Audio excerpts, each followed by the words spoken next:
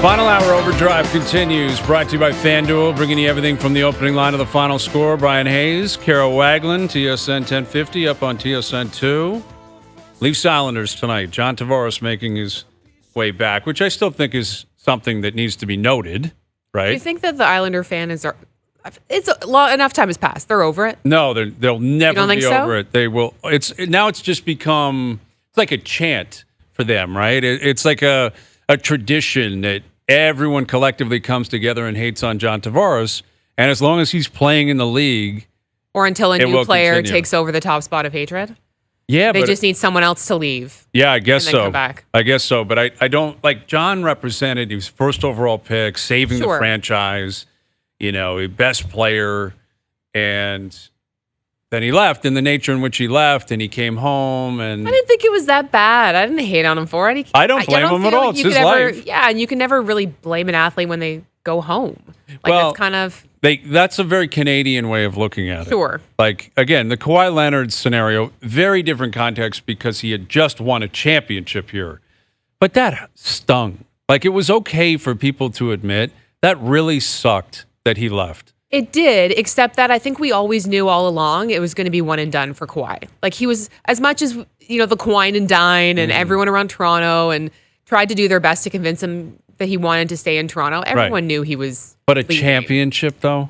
Like that? He got them the chip. That's what he came to do. He got it for them. Who leaves after they win a championship? Now, I think the Clippers are finally finding their stride, and they are going to be really good. But I wonder if that first year after... when the Clippers were terrible and he missed a bunch of games and then Paul George missed a bunch of games, if someone would have said to him, do you have any regret at all? Because they could have run it back and they might have been able to go back to back. Like that team, they could have done, that was their window. Absolutely. One more season and that's it. I'm curious to know if he actually would be honest about it, what his thoughts are in hindsight looking back. If he would have stayed for one more year, sign a 1 year and then go do what you want to do. Well, and by all accounts, that was on the table. Like the Raptors were cool with... They would have done anything he wanted. Yeah, a 4-year, 5-year deal, but with options. If you want to leave after every single year, you can opt out and basically kick it down the road and come back for a year, try to repeat. No one knew that COVID was about to hit, clearly. No.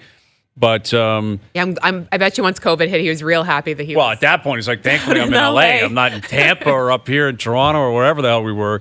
Yeah, I'm pretty sure he was happy about that.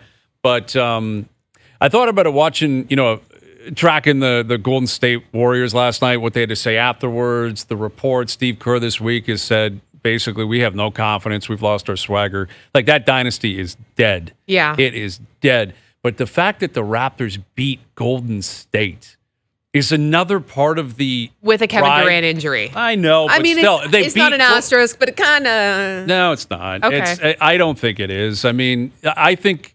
Could they have beaten them with KD at 100%? I don't know. At Clay at 100%? I don't know. I'll take it either way. Exactly. My point is, when you look back on it, you'll remember the dynasty of the Golden State Warriors, and that's who the Raptors beat.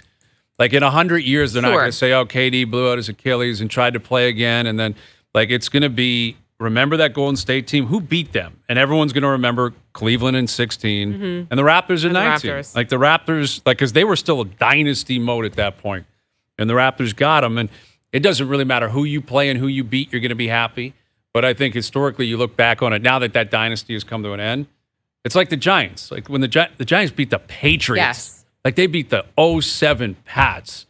They'll take a Super Bowl and a parade any day of the week, but they beat them twice. That means a little bit more, I think. And the same thing with the Raptors beating Golden State. It's funny what you remember when you look back with the Kawhi leaving. I will forever remember having to be on SportsCenter until 5 a.m. live because Kawhi, we were like a minute and a half from being off air, home free, time to go home at 1:58 in the morning. And one of our producers got in our ear and was like, Kawhi's going to L.A. We're going to keep going. And then we went live till 5 a.m. Sickening. And it was like, man, Kawhi right now, really. Thanks, Kawhi. Thanks, man. Thanks, Kawhi. All right, here's Pierre LeBrun, our TSN Hockey Insider, to boost our spirits a little bit. Bonjour, mon ami. Here we go. I love Green Bay this weekend. I have to be honest, Pierre. You guys are a huge favorite. Everyone thinks you should win. You're the veteran team up against the youngest team in football. They took the Packers in Dallas, Pierre. Mm-hmm. Dude. my mind is a steel trap. You can't get into Pierre LeBrun's kitchen. Come on, buddy. Okay, I understand that. I understand that. There's no room in my kitchen. However, this is the wackiest NFL season ever, so nothing would shock me in any of the games. Honestly, I mean that. Like, it's you can talk yourself into a lot of different game scripts and narratives if you look at every playoff game. And yes, one of them is that Jordan Love is coming into his own. The Packers have played arguably the best offensive football of any team in the league over the last month, and they are playing with house money going into Dallas, right? I mean, no one's going to criticize the youngest team in the playoffs if they lose to the favorite Cowboys. It's a great place to be in terms of your mental space. I totally give you that. And I noticed that your losing franchise there in the gambling sphere picked them, or at least picked the points. Yeah, we took the points. Having said that, this is as confident as I've been about my team in many years. They've faced a lot of adversity this year. Dak looks amazing. He truly does. And they're at home, where they've won 16 straight. Death taxes and Cowboys at home. Yeah, they never lose at home. I honestly think it's going to be a shootout and a close game, and I think the Cowboys will win a close one, and that's a sign of respect to your team, buddy. Yeah, that's all I'm looking for right now. This was so kind to your pick there. It's a building block. It's a building block here. Listen, I like the way the Packers have played. They've won 3 straight. They've beaten Dallas 9 of the last 10 times. Yes, these two teams have played. Like, the Packers have owned the Cowboys. There's been some good playoff games, though. Like, obviously, the Dez non-catch for Tony Romo, should have been his playoff moment, right? Yep. And Aaron Rodgers, one of the greatest throws ever in my mind that I've ever seen in that playoff game in Dallas. Remember that? 35-31, I think it was. Oh, my goodness. Yeah, that was unreal. Unbelievable. Yeah, no, I'm looking. Honestly, you know that I'm a football junkie. I will try to watch every minute of every game this weekend, sandwiched around my girls' hockey tournament. Yeah, there you go. I'm in the same boat. I intend on doing the same thing. And now you also got Leaf games. You got the Leafs playing tonight. They got a back-to-back this week. And I'm curious, what you think is going to happen with Ilya Samsonov, and are we going to see him actually play this weekend? Well, it was nice to see that he was made available to the media today. Yeah. I think he loves talking to the Leafs beat corps.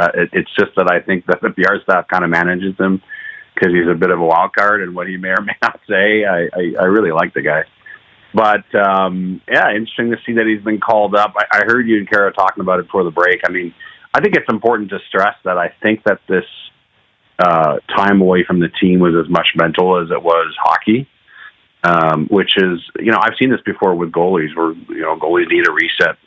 And so I think that part of it's really healthy. We'll see whether or not he's able to bounce back. I have no idea, but he's dressed as the backup tonight, so who knows? I know from the organization feels good about what they've seen the last couple of days in practice, and they've really taken it day by day throughout this process. They've not made some big plan where it's like, okay, do this for 7 days, and then it's really been, let's see how he is every day, and let's go from there. And I think they've been comfortable with what they've seen the last couple of days. But it's fair to say that when he cleared waivers, you weren't sure if you'd see him again for quite a while, right? Mm-hmm. I mean, I think that's a fair question to ask, but I think he's taken this well, and wish the guy the best, right? Hope that he can bounce back for the Leafs.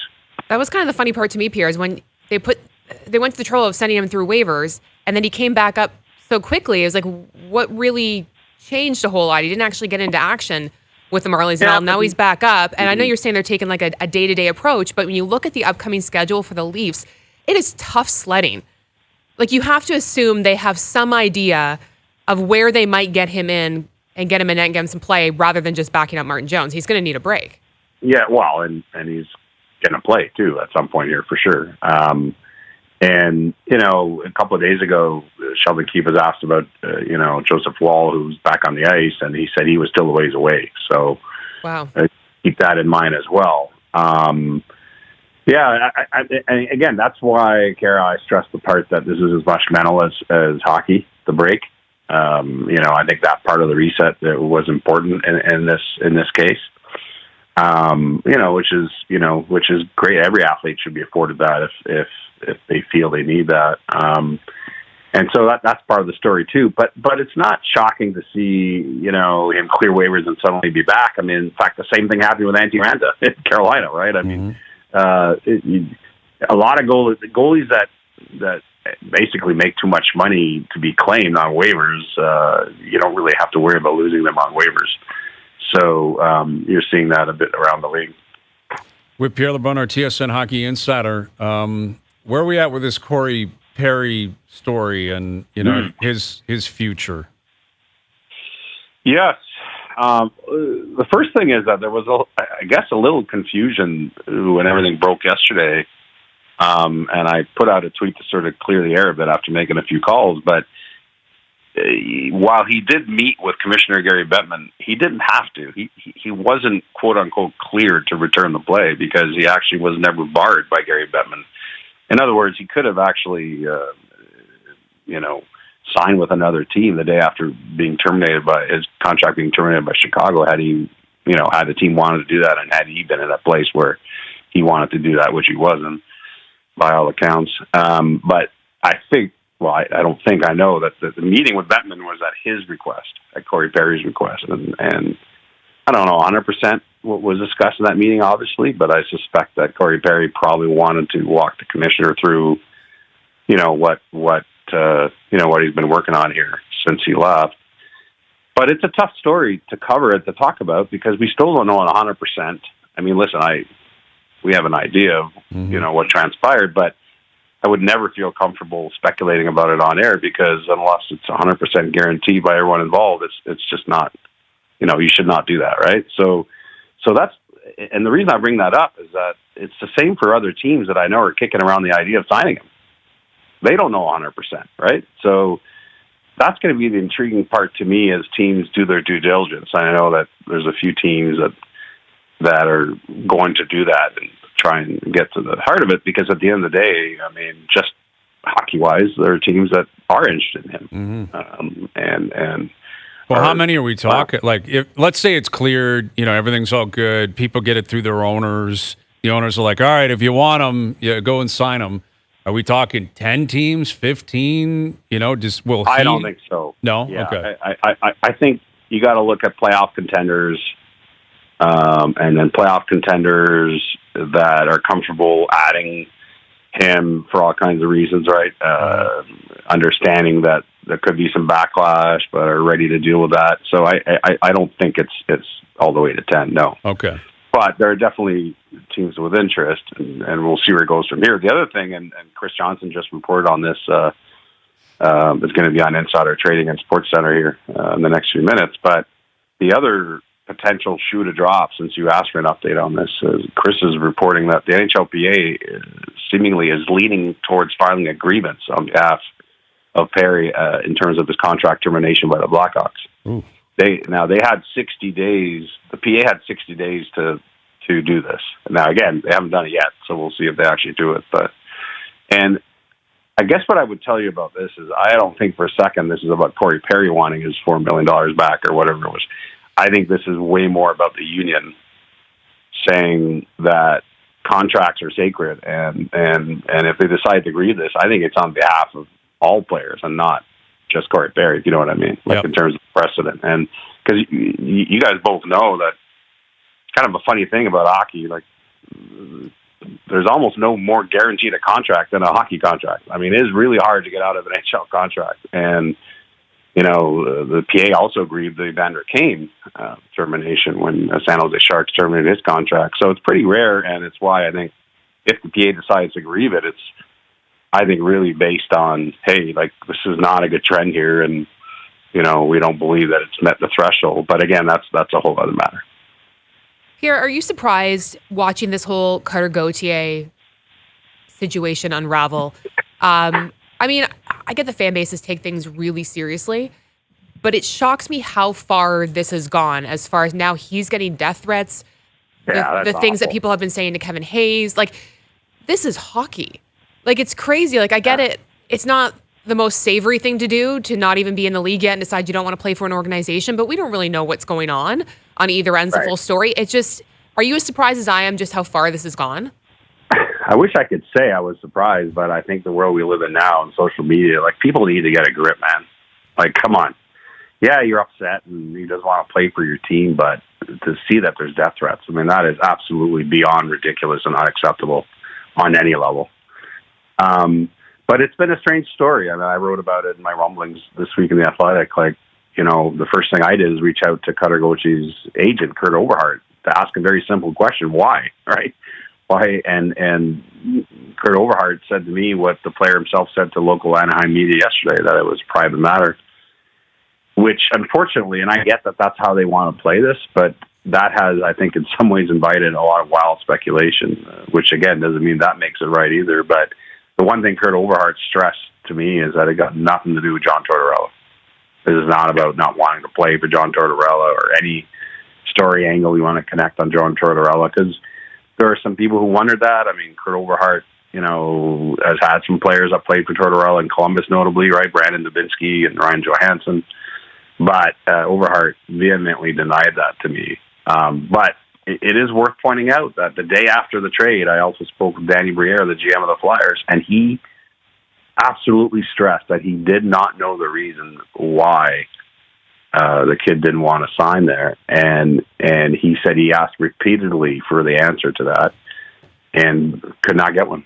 That's just wild. That to me makes him look even worse. This Gauthier kid, his camp, they're not. They drafted him. They don't own him. He can make his own decision. But absolutely, the idea that you've just decided I'm not signing, and I'm just going to shake my head and not actually answer anything. If that's true, it's one thing not to go public with your reasons, but to not even tell the organization that you're walking away from. Yeah, what the reason is.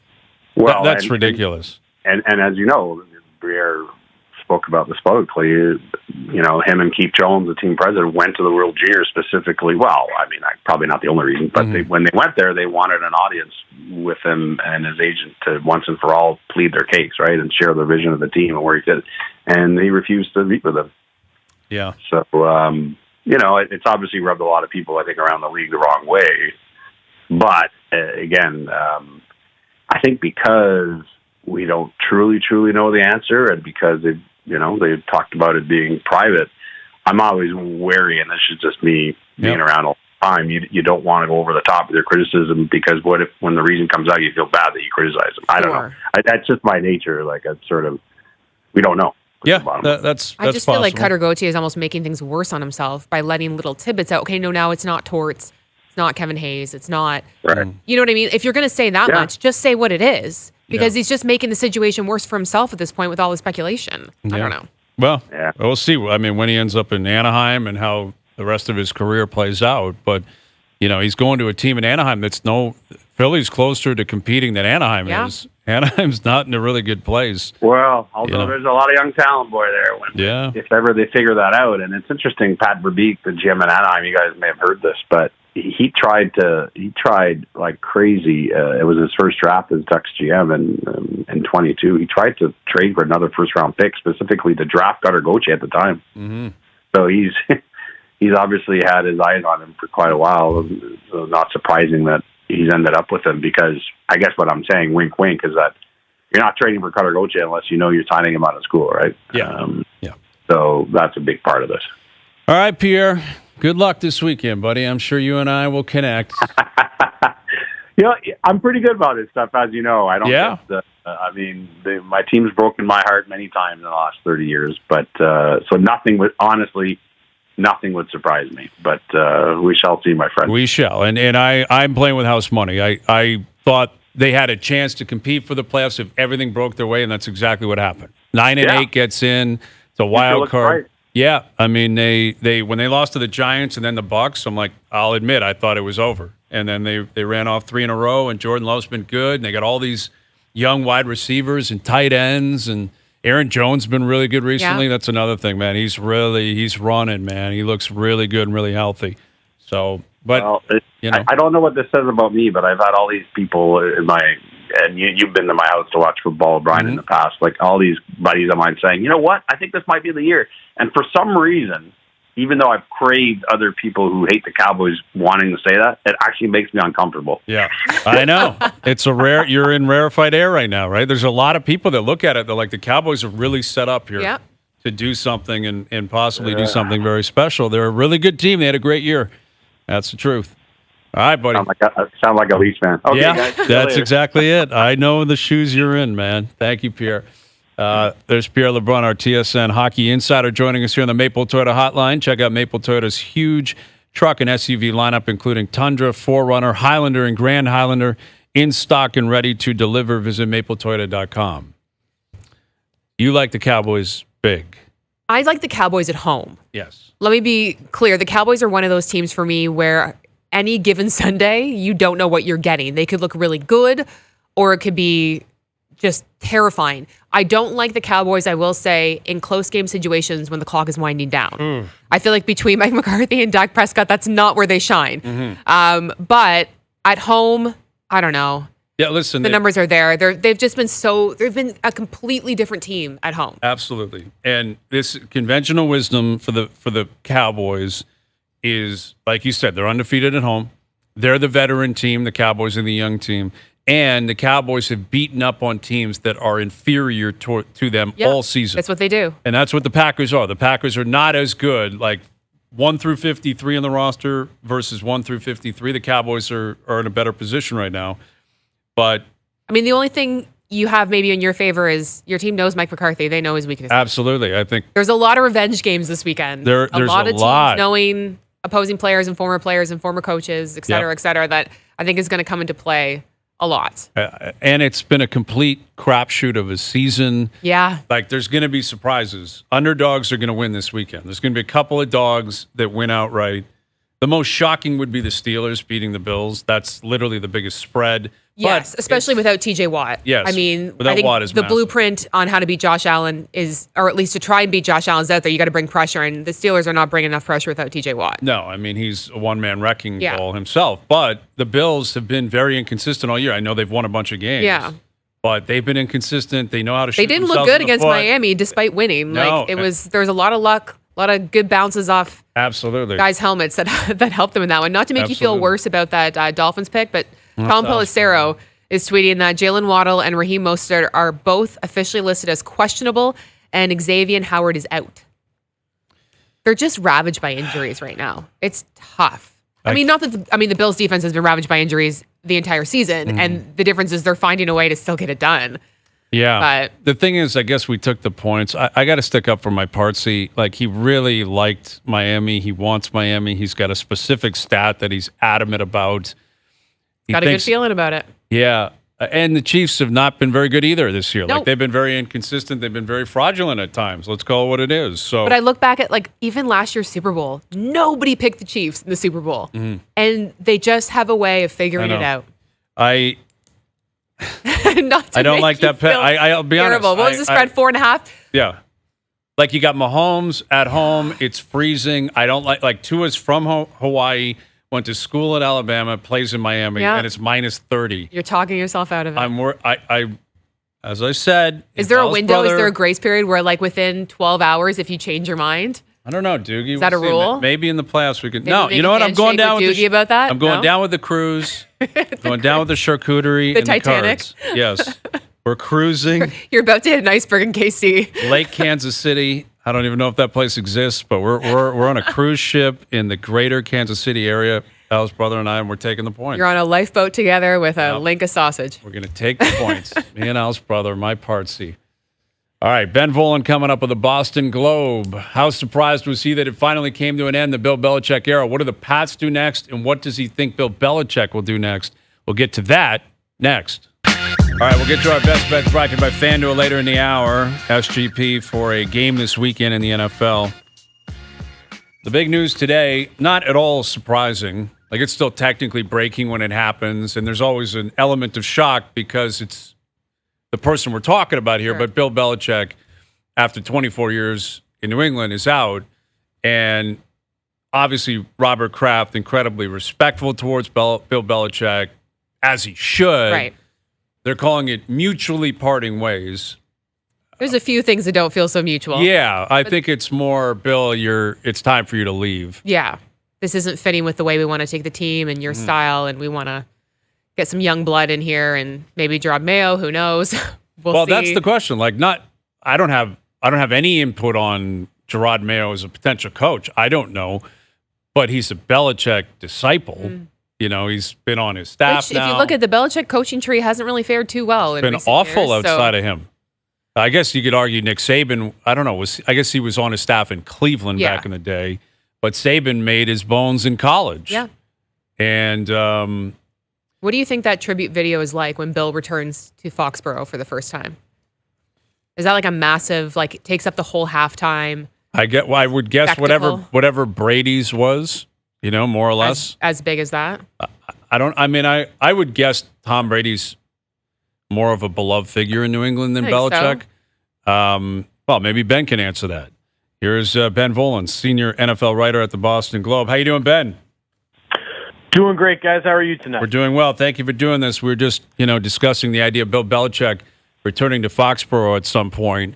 When that happens, will it be similar to what we just saw from Tom Brady in his return? If it's not going to be similar, in which ways will it be different? It'll be a big celebration. They'll have a whole weekend planned for Belichick. They'll commission a statue for him. They'll make it a whole thing. I think the Kraft did a good job today of making it seem as amicable as possible, even though clearly Bill Belichick was fired and he didn't want to leave his job. I don't think it's as hunky-dory as maybe the face that they presented today, but Belichick, he doesn't seem to, I don't think he's going to harbor any deep-seated resentment. It was still an incredible 24-year run. He got plenty of leash the last few years. Mm-hmm. I mean, he was allowed to make Matt Patricia his offensive coordinator. He was, given carte blanche to oversee the roster. So Belichick has nothing to complain about. Do you think that was ultimately the leash that hung him with, though? Ben, do you think it was too much control for Bill, and that was ultimately what kind of did him in, is the bad personnel decisions? No, I don't think too much. I mean, he's had this arrangement for 20 years. I mean, Robert Kraft said today after the third Super Bowl back in 2004 is when Belichick got total control. And it led to some head-scratching decisions like, say, Malcolm Butler getting benched in the Super Bowl, and Belichick, never really explained himself to anyone and kept a very tight circle. And, Kraft certainly gave him plenty of room to make the moves he saw fit. But I don't think it was the fact that he had too much power. I think it's that, there was a brain drain. They lost so many of his allies in the front office and the coaching staff over the years. The NFL just isn't the same now as it was. There's a lot stricter rules now on coaching and time limits, and it's just a different league now. And Belichick, he was a guy who went from always being 2 steps ahead to kind of always being 2 steps behind. I mean, life comes at you fast in the NFL, and he just, in today's NFL, he's not able to, his little tricks for working the margins and finding ways to victory, they don't work anymore. The rest of the league has kind of caught on to his tricks. So I think Belichick, it's a little bit antiquated. He still doesn't believe in wide receivers, and he still tries to build through defense and special teams, and that's not the NFL in 2023. So I think Robert Kraft did the smart move. He ripped off the Band-Aid, got it done, and it was time. It was an incredible 24-year run here for Bill Belichick, but it was definitely time for the Krafts to move on. So would you expect Bill Belichick to coach again? And if so, would you expect him to change at all wherever he goes? I do think he'll coach again. I think he's still got enough cachet and name brand recognition that some owner out there will want to take a swing and bring him in. As soon as you do, your team's very relevant. I think teams like the Panthers and the Falcons, they definitely care about stuff like that. I could see, some of these teams that play this weekend in the playoffs, if they have a bad loss, maybe the Cowboys or the Eagles or maybe the Buccaneers, I could see those teams still changing their coaches and Belichick ending up there. So just because there's 8 openings now, including the Patriots, doesn't mean these are going to be the only 8 teams to open up. I don't think he's going to change his ways too much. I mean, he's going to have to be a little bit more collaborative wherever he goes, because it's hard to see him getting the total and complete control that he had here in New England. If he goes to Dallas, he's going to have to deal with an owner who talks to the media twice a week, and Jerry Jones. And if he goes to Atlanta or Carolina, he's going to have to deal with billionaire owners who are very overbearing and pushy and kind of meddle in the football operation a little bit. So Belichick's going to have to change his expectations, I'd say, but I don't see him changing his coaching style. The whole reason a team is hiring Bill Belichick is because they want the whole Bill Belichick package. They don't want him to change his ways.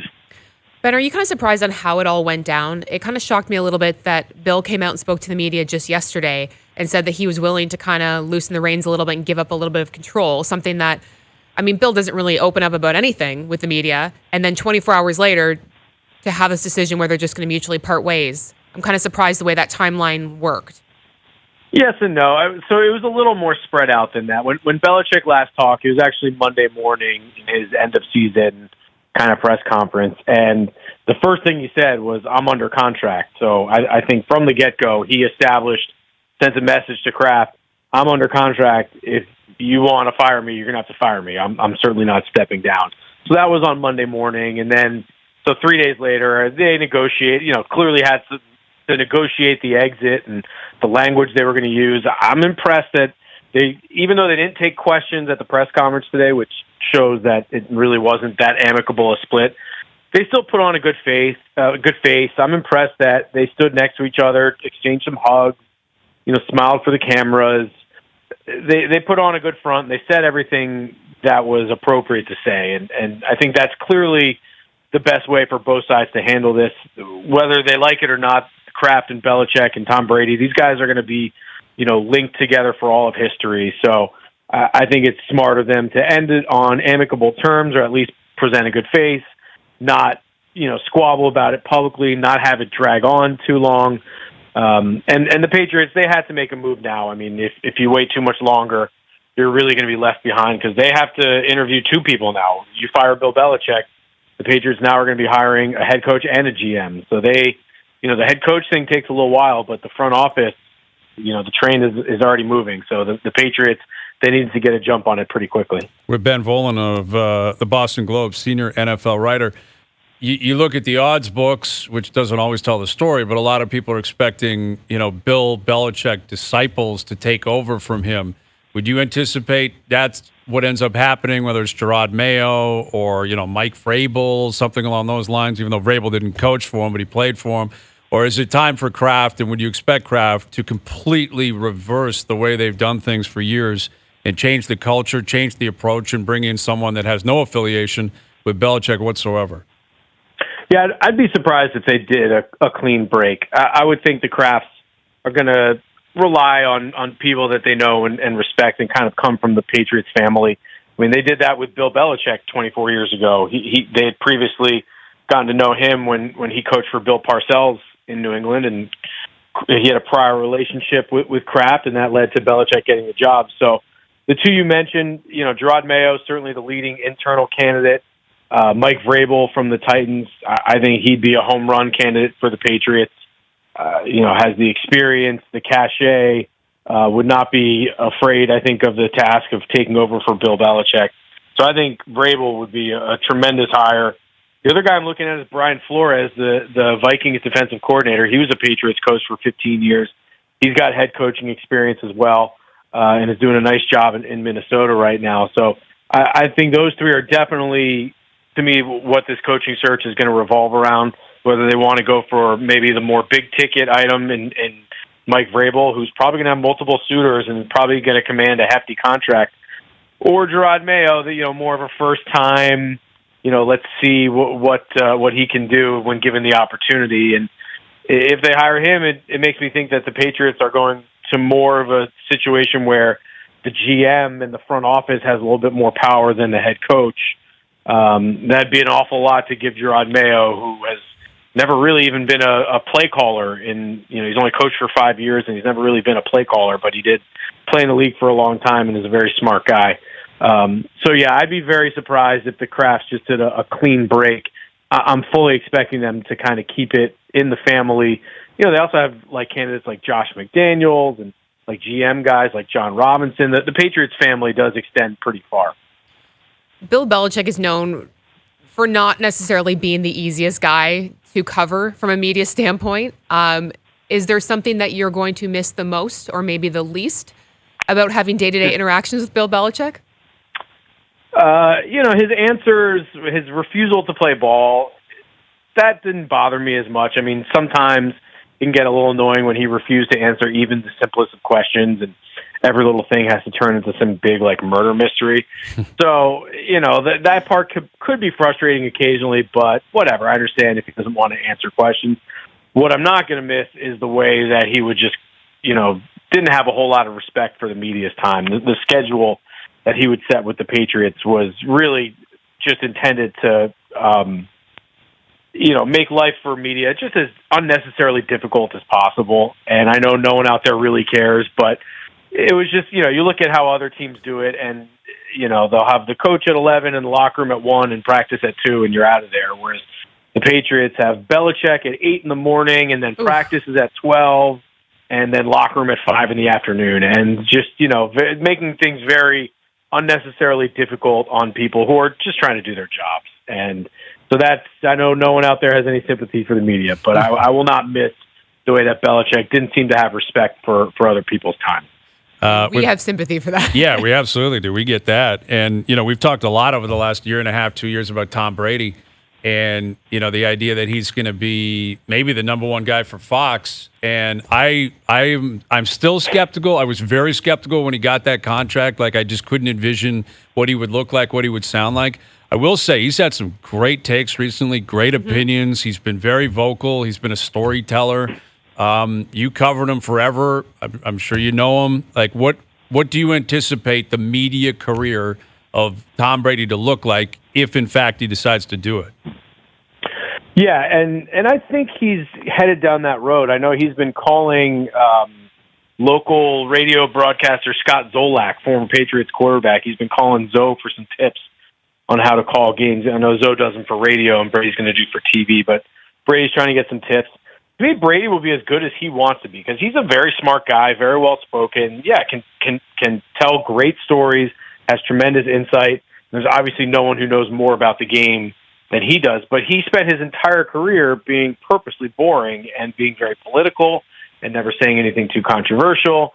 He even admitted in some interview, late in his career, that 90% of what he says is not the truth.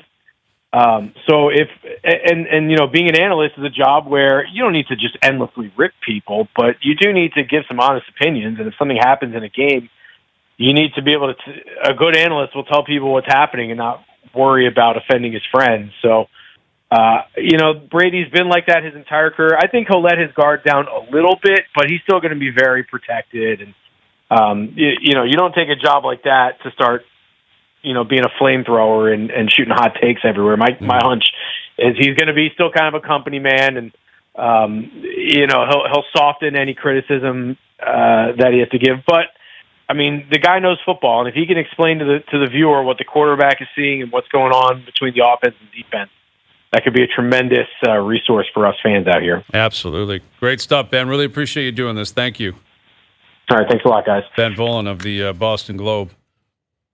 I can kind of see Brady coming in and kind of a little Tony Romo-esque, predicting some plays. We've seen him do it a couple times online now, where, that's where it gets super interesting for me as a fan watching is, like he said, being able to get inside the quarterback's head when they're able to break down the defense and predict what this quarterback's going to do because of what they're seeing defensively at the line of scrimmage. That's impressive.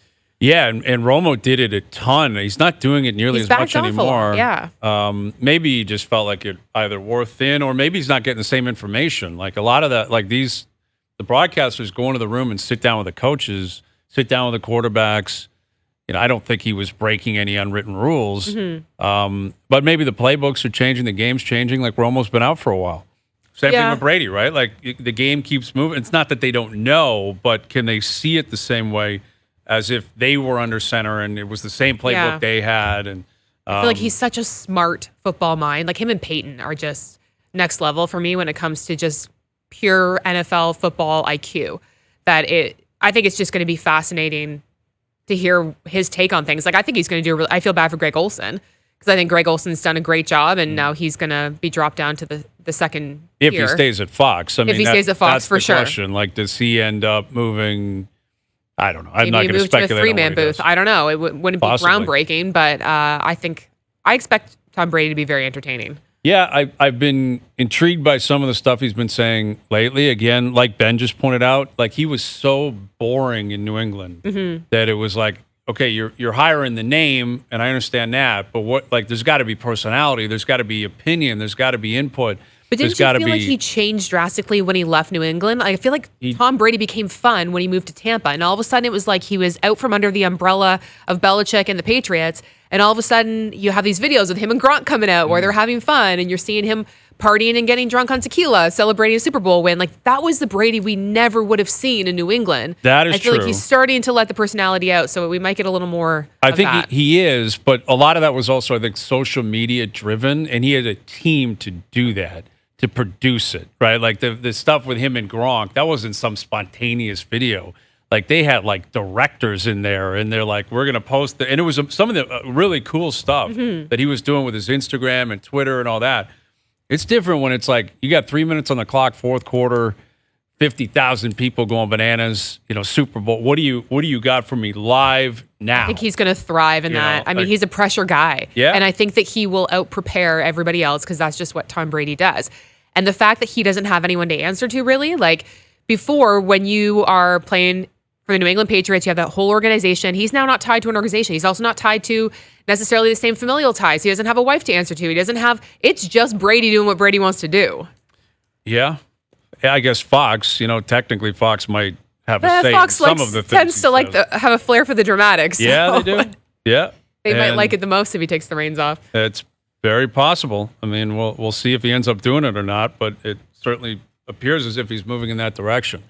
But yeah, and it is interesting that like the two best players of the generation, Brady and Peyton, who made hundreds of millions of dollars, are still doing media or got into media in some capacity. And, those two could have just disappeared and said, we're out of here. We're going to try to own a team someday or whatever. And they're staying in the limelight. All right. Yeah, it feels like they want to stay connected to football in some way. I'm kind of surprised that it's not in an ownership. I mean, look, there was the rumors that Brady was trying to get into ownership with Miami at one point. Well, I think he is technically with Vegas, right? I think he technically owns a part of Vegas now. I don't think he has any power to make decisions necessarily, but I guess coaching was never either their that's just why would you want to do like the grind of coaching? Yeah. Like guys of that stature, they don't want to do that. If you're in management, but it's still a grind and there's pressure and then fans can turn on you. If you're like Peyton's got it made. He's just going up there talking with Eli, having fun, doing different stuff. Having a good time. Yeah. All right, we'll come back with our best bets brought to you by FanDuel. Leafs Islanders tonight. We'll continue to tee that up. OverDrive continues, TSN 1050 and on TSN 2. All right, today's best bets are powered by FanDuel. Make your picks and assemble a same-game parlay in seconds on the FanDuel Sportsbook app. I'm looking at that Steelers-Bills game. Stephon Diggs' total receiving yards is down to 61.5. I'm going with the over. And it looks like Gabe Davis is probably going to be out. Apparently, Stephon Diggs said something that tipped people off that Gabe's likely. It's not 100%, but it's leaning that way, apparently. Listen, I get it. Down the stretch, it got weird. His usage, what was happening. This is still Stephon Diggs at home, playoff game. 61.5 yards over the number. James Cook. Remember, it's going to be really cold. I don't know if it's going to be. They're still going to throw the ball. They have to throw the ball. And with Diggs, all you need is one. You catch him in the flat. You catch him open somewhere down a seam. This guy can run for 20 or 30 yards himself, if not more than that. So I'm on the over Diggs receiving yards. James Cook, 60-plus yards receiving. That's a solid one. Josh Allen, over 1.5 passing touchdowns. I think the Bills are going to put up points. I know it's cold, but they're used to the cold. Last year was bad weather against Miami. That game was crazy. Yeah. Crazy game. Is there a prop for Josh Allen rushing in a touchdown at the goal line? Yeah. You know that's happening. But it's like minus 140 or 150. Yeah, okay. I'm like, the value's not there. Yeah, I'm just like, it does seem like that's a pretty good bet on an anytime touchdown. Yeah. So that parlay paying plus 467. Today's best bets are powered by FanDuel. The FanDuel Sportsbook app is the exclusive home of the OverDrive same-game parlay. Please play responsibly, must be 19 plus, and physically located in Ontario. Leafs Islanders coming up tonight.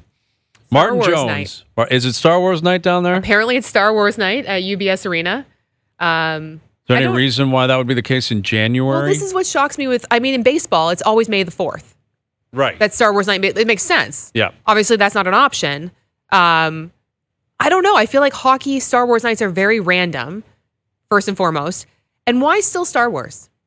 Yeah, no kidding. Is that resonating with an audience right now? That's a good question. Star Wars, like they have, it's made a resurgence, I guess, since Disney bought Lucasfilm. But you think Marvel Night might go a little further with Marvel a Night current might. fan base or And what's like stopping that? you? Like, if you're doing Star Wars, is there an Elvis night still? Like, are you still doing other stuff Was there that's an very Elvis night outdated? ever? I don't know. Like, there's Elvis impersonators forever. I don't know, Right? man. I just feel like it always shocks me that teams continue to do Star Wars Night every year. Yeah, and then it's on a random It is weird. date. Yeah, I don't Nothing get against that Star either. Wars, but No, I don't I'm know. with you. I don't better really- options out there, maybe. I don't really understand that either. But hey, there you go. Leafs Islanders tonight. All right, Kara. Good seeing you. Thanks for having me. Thank you for doing this as always. There's Kara Wagland. Thank you to everyone behind the scenes for helping out. We appreciate it. Everyone for tuning in today. TV, radio, podcast, web. We're out of here. Enjoy your evenings. Enjoy the games tonight. We're back tomorrow at 4 p.m. We'll chat then.